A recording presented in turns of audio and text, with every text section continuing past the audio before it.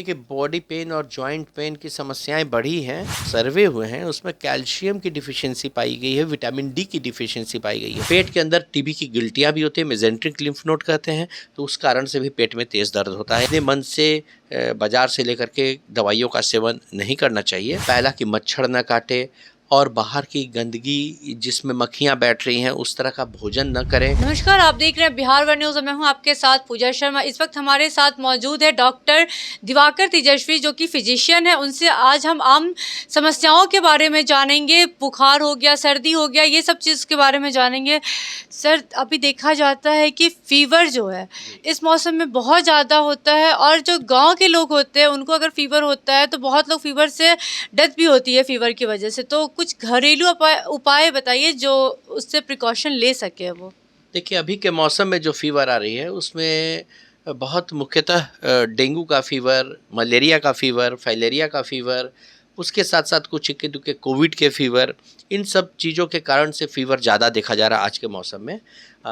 ऐसे स्थिति में जब भी फीवर हो रही है तो लोग स्वयं जो जनरल टेंडेंसी है कि एक पैरास्टामोल का गोली खा करके फ़ीवर उतारने की कोशिश करते हैं। अगर उतर जाता है तब तो अच्छी बात है, लेकिन अगर परसिस्ट कर रहा है या फीवर के साथ खांसी आ रही है, सर्दी हो रही है, चेस्ट में पेन हो रहा है, भूख नहीं लग रहे हैं, उल्टी हो रही है, बहुत तेज जॉइंट्स में पेन हो रहे हैं, तो तत्काल चिकित्सक की देख रेख में उनकी जांच होती है और उसके एप्रोप्रिएट दवाइयाँ चलती हैं।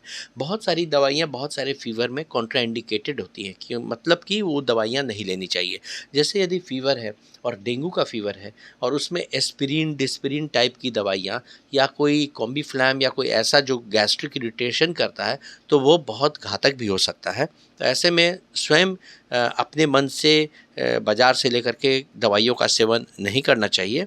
और ऐसी ही स्थिति में जब कोई गंभीर कारण से कोई फ़ीवर हो रहा है, उसे समझ नहीं पा रहा है और लोग फ़ीवर लंबे समय से अगर चल रहा है तो वो एचआईवी एड्स का फ़ीवर हो सकता है, ट्यूबरकुलोसिस का फ़ीवर हो सकता है, और लोग सामान्य दवाइयाँ खाते हुए फ़ीवर को उतारते जा रहे हैं और कारण का नहीं निवारण कर पा रहे हैं। जस्ट वो बुखार आया तो उतार लिए उसे, और अंदर में जो पैथोलॉजिकल एजेंट जिस कारण से बुखार आ रहा है वो बढ़ता जा रहा है, तो ऐसी स्थिति में मृत्यु भी हो सकती है। सर, अगर गांव के लोग होते हैं वो डॉक्टर के पास नहीं पहुंच पाते हैं इजली, तो उनके लिए क्या कुछ वो प्रिकॉशन ले ताकि वो बच सके? देखिए, मौसम के हिसाब से सबसे पहले तो आपको 3-4 बातों पर ध्यान रखना होगा। पहला कि मच्छर न काटे और बाहर की गंदगी जिसमें मक्खियाँ बैठ रही हैं उस तरह का भोजन न करें, क्योंकि अगर बाहर की गंदगी भोजन जिसमें मक्खियाँ बैठती हैं तो उससे टाइफाइड होने की संभावना हो जाती है, टाइफाइड का बुखार होता है, जॉन्डिस होने की संभावनाएँ हो जाती है, पीलिया जिसे कहते हैं। और इसके साथ-साथ अगर मच्छर काट रहे तो मच्छर जनित रोग हो सकते हैं, तो इन सबों से बचाव करना ज़रूरी है। गाँव में भी आप मच्छरदानी का प्रयोग करें, अगर मच्छर आस-पास में है तो। किसी भी व्यक्ति को यदि सर्दी, खाँसी, बुखार हो रहा है तो उसे नाक और मुँह को ढक कर के रखना चाहिए खाँसते-छींकते समय, गाँव के अंदर भी।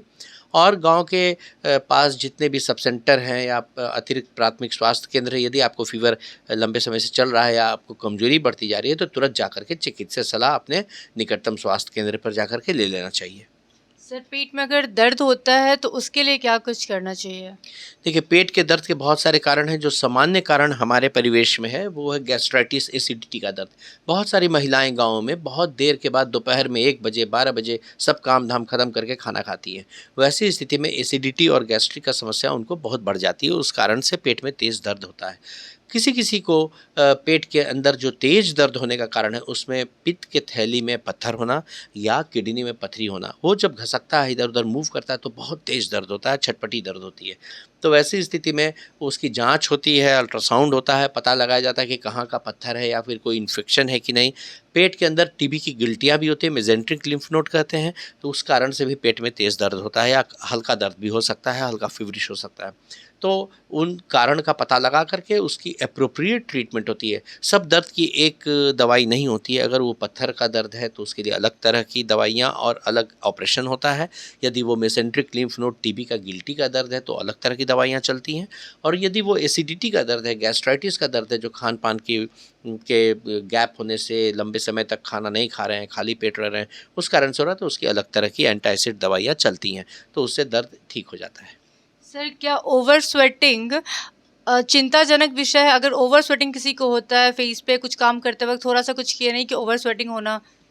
देखिए, स्वेटिंग एक प्रोटेक्टिव मैकेनिज्म, एक बैलेंसिंग मैकेनिज्म होता है बॉडी का। चूँकि ह्यूमन बीइंग होम्योथर्मिस एनिमल होता है, तो उसमें टेम्परेचर हमारा रेगुलेटेड रहना चाहिए, बॉडी टेम्परेचर 98.6 के आसपास रहना चाहिए। तो कोल्ड में और हॉट में भी बॉडी अपने ऐसा मैकेनिज्म होता है जिससे कि वो अपने को कूल कर करके अपना बॉडी मेंटेन करे अपने टेम्परेचर को। वैसी स्थिति में ही बॉडी पसीने के द्वारा अपने बॉडी को कूल रखने के लिए कोशिश करता है। किसी किसी को स्वेट ग्लैंड जो होता है, जो जो ग्रंथियाँ होती हैं, पसीने की ग्रंथियाँ होती हैं, ललाट पे ज़्यादा होता है, तो उसे जब भी ऐसा ह्यूमिडिटी होता है तो सर से बहुत तेज़ से पसीना आने लगता है। किसी किसी को आर्म पिट्स पे ज़्यादा पसीना आता है, काँख से पूरा भीग जाता है। किसी किसी को तलवे पर पसीना आता है, वो उसका रुमाल पे रुमाल भींगा रहता है। लेकिन ये एक नॉर्मल मैकेनिज्म होता है जिसमें कि पसीना चल करके बॉडी हीट जो है वो मेंटेन करते हैं, डिसिपेट करते हैं हीट को, और बॉडी कूल रहता है अंदर से। अगर किसी को पसीना नहीं चल रहा है तो वो एक समस्या होती है, एनहाइड्रोसिस कहते हैं उसे। वो हार्मोनल समस्या भी हो सकती है, उसकी इलाज होती है। यदि किसी को बहुत ज़्यादा पसीना है तो उसमें पसीने के द्वारा नमक भी लॉस हो जाता है, सॉल्ट निकल जाते हैं, नमकीन होता है पसीना। तो वैसी स्थिति में इलेक्ट्रल पाउडर, नमक चीनी का घोल, उसे लेना आवश्यक होता है यदि एक्सेसिव पसीना चल रहा है तो। और किसी को अगर यदि हाथ से चल रहा है, वो समझ रहा है कि मुझे तो पसीना बहुत अधिक आ रहा है, लेकिन वो उसे ललाट से नहीं आकर के हाथ से आ रहा है, हथेली से आ रहा है, किसी को कांख से आ रहा है, तो उसमें कोई घबराने की बात नहीं है। वो बेसिक प्रोटेक्टिव मैकेनिज्म, बॉडी के टेम्परेचर को रेगुलेट करने का मैकेनिज्म है। अभी के टाइम में सर देखा जाता है कि ओवरवेट एक बहुत बड़ी समस्या है, जिसकी वजह से लोग जिम वगैरह जाते हैं, और जिम जाने से भी हार्ट अटैक का जो बीमारी है वो ज़्यादातर देखा जाता है। तो वैसे में क्या करें लोग? ओवरवेट एक बहुत गंभीर समस्या होती जा रही है और पब्लिक हेल्थ इशू होता जा रहा है। ऐसा देखा गया कि भारतीय परिवेश में जो बॉडी मास इंडेक्स होना चाहिए, जो हाइट के हिसाब से वेट होनी चाहिए, वो 23 BMI जो है अप्रोप्रिएट है। यदि 23 से ज़्यादा है तो उसे हम लोग ओवरवेट कहते हैं, 30 से ऊपर हो जाता है तो उसे ओबेसिटी कहते हैं। ओबेसिटी में जो पेट पर फैट जमता है वो फिर लिवर में भी देखा जाता है कि फैट जम रहा है, और सेंट्रल ओबेसिटी या फैटी लिवर एक गंभीर समस्या के रूप में आता है। उससे देखा गया कि जिससे सेंट्रल ओबेसिटी या फैटी लिवर या ओबीज़ हैं, उनमें ब्लड प्रेशर की समस्या भी ज़्यादा होती है, उनमें डायबिटीज़ की समस्या भी ज़्यादा होती है, आगे चल करके उनकी हड्डियां कमज़ोर होने की भी संभावनाएं ज़्यादा रहती हैं, और ठेहुना में दर्द होना शुरू होता है, और कार्डियक प्रॉब्लम भी उनमें ज़्यादा होती है। उसे कंट्रोल करने के लिए जो लोग जिम जाते हैं या जो लोग एक्टिव रहते हैं, वो बेहतर एक कंडीशन है। लेकिन ये भी बात सही है, आपने कहा कि जिम में बहुत लोगों की डेथ हो जा रही है, क्योंकि बेसिक जो प्रिवेंटिव जो अपनी जांच होती है उसे लोगों को करा लेना चाहिए।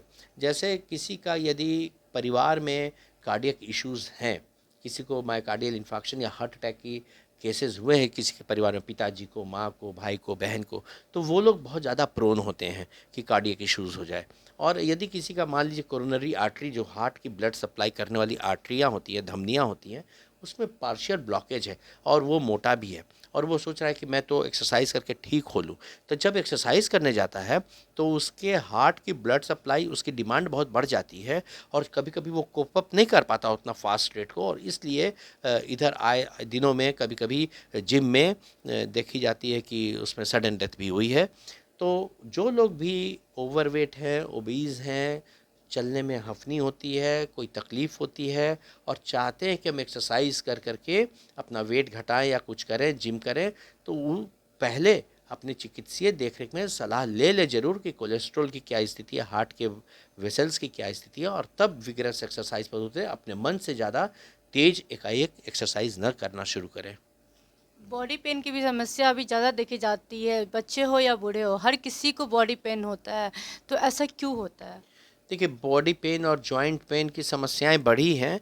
इसके 2-3 कारण हैं। बुजुर्गों में जॉइंट पेन की या बॉडी एक की समस्याएं बढ़ी है, उसमें लॉन्जिविटी भी बढ़ी है, और लॉन्जिविटी जब बढ़ी है तो उसमें देखा गया है कि बहुत सारे जो सर्वे हुए हैं उसमें कैल्शियम की डिफिशिएंसी पाई गई है, विटामिन डी की डिफिशिएंसी पाई गई है। बच्चों में भी इंडियन कंडीशन में विटामिन डी की सीवियर डिफिशिएंसी देखी गई है, और एडल्ट्स में भी देखी गई है, बुजुर्गों में भी देखी गई है। तो इन सब वाइटल विटामिन्स जो हैं, B12 है या विटामिन D3 है, उसकी कमी से भी पेरिफेरल न्यूरोपैथी, पेन, और उसके साथ साथ बॉडी एक, टटैनी, क्रैम्प्स, बाघी लगना, पीरी चढ़ना जिसे कहते हैं, ये सब देखने को मिले हैं। तो न्यूट्रिशनल सप्लीमेंट होते हुए अपनी अगर टेस्ट कराते हैं कि मेरा कैल्शियम, मैग्नीशियम, मेरा विटामिन डी, B12 सब सही है, तो उसी स्थिति में बॉडी एक की समस्या नहीं रहती है। लेकिन ये सब डिफिशिएंट कंडीशन होने के कारण से बॉडी एक की समस्या देखी जा रही है। फिलहाल के बातचीत में इतना ही। अगर आपको भी कोई समस्या है तो हमें कमेंट बॉक्स में ज़रूर बताएं, हम उसका निदान करने की कोशिश करेंगे, डॉक्टर से सलाह लेने की कोशिश करेंगे। तब तक के लिए दीजिए विदा, शुक्रिया।